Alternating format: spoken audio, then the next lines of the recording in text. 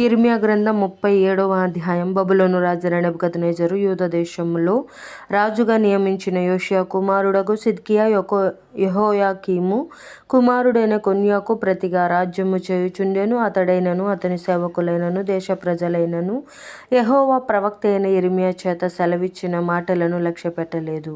రాజైన సిద్కియా షెమల్యా కుమారుడైన యోహుకలును యాజకుడైన మయాషేయ కుమారుడగు జెఫన్యాను ప్రవక్త అయిన యిర్మీయా యొద్దకు పంపి దయచేసి మా దేవుడైన యెహోవాకు ప్రార్థన చేయమని మన దేవుడైన యెహోవాకు ప్రార్థన చేయుమని మనవి చేశాను. అప్పటికి వారు యిర్మీయాను చెరసాలలో నుంచి ఉండలేదు. అతడు ప్రజల మధ్య సంచరించుచుండెను. ఫరో దండు ఐగుప్తుల నుండి బయలుదేరగా యెరూషలేమును ముట్టడి వేయుచున్న కల్దీయులు సమాచారము విని యెరూషలేము దగ్గర నుండి బయలుదేరిరి. అప్పుడు యెహోవా వాక్కు ప్రవక్త అయిన యిర్మీయాకు ప్రత్యక్షమై ఇలాగు సెలవిచ్చెను. ఇశ్రాయేలు దేవుడగు యెహోవా ఆజ్ఞ ఇచ్చినదేమనగా, నా యొద్ద విచారించుడని నిన్ను నా యొద్దకు పంపిన యూదా రాజుతో నీవిలాగు చెప్పవలెను. మీకు సహాయము చేయుటకై బయలుదేరి వచ్చుచున్న ఫరో దండు తమ స్వదేశమైన ఐగుప్తులోనికి తిరిగి వెళ్ళును. కల్దీయులు తిరిగి వచ్చి ఈ పట్టణము మీద యుద్ధము చేసి దాన్ని పట్టుకొని అగ్నిచేత కాల్చివేయుదురు. యెహోవా ఈ మాట సెలవిచ్చుచున్నాడు. కల్దీయులు నిశ్చయముగా మా యొద్ద నుండి వెళ్ళుదారనుకొని మిమ్మును మీరు మోసపుచ్చుకొనకుడి. వారు వెళ్ళనే వెళ్ళరు. మీతో యుద్ధము చేయు కల్దీయులు దండు వారినందరినీ మీరు హతము చేసి వారిలో గాయపడిన వారిని మాత్రమే మిగిలించినను వారే తమ గుడారములలో నుండి వచ్చి ఈ పట్టణమును అగ్నితో కాల్చివేయుదురు. ఫరో దండునకు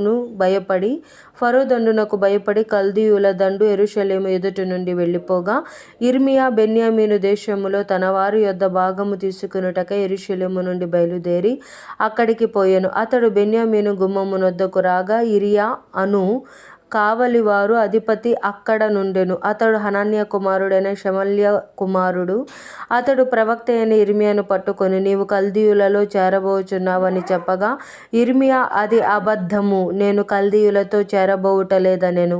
అయితే అతడు యిర్మీయా మాట నమ్మనందున యిర్మీయాను పట్టుకొని అధిపతుల యొద్దకు తీసుకొని వచ్చెను. అధిపతులు యిర్మీయా మీద కోపపడి అతన్ని కొట్టి తాము బందీగృహముగా చేసియున్న లేఖికుడైన యోనాతాను ఇంటిలో అతని వేయించిరి.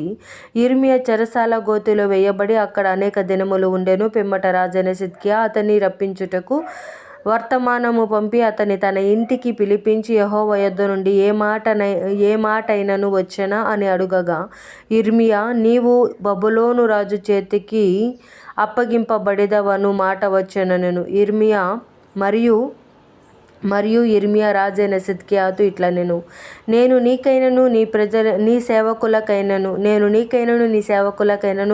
ఈ ప్రజలకైనను ఏ పాపము చేసినందున నన్ను చెరసాలలో వేసితివి? బబులోను రాజు మీ మీదికైనను మీ దేశము మీదికైనను రాడని మీకు ప్రకటించిన మీ ప్రవక్తలు ఎక్కడనున్నారు? రాజా, నా ఏలినవాడా, చిత్తగించి వినుము. చిత్తగించి నా మనవి నీ సన్నిధికి రానిమ్ము. నేను అక్కడ చనిపోకుండునట్లు లేఖికుడైన యోనాతాను ఇంటికి నన్ను మరలా పంపకము. కాబట్టి రాజైన సిద్కియా సెలవీయగా, బంటులు బందీగృహశాలలో యిర్మీయాను వేసి పట్టణములో రొట్టెలున్నంత వరకు రొట్టెలు కాల్చు వారి వీధిలో నుండి అనుదినము ఒక రొట్టె అతనికిచ్చుచు వచ్చిరి. ఇట్లు జరగగా యిర్మీయా బందీగృహశాలలో నివసించెను.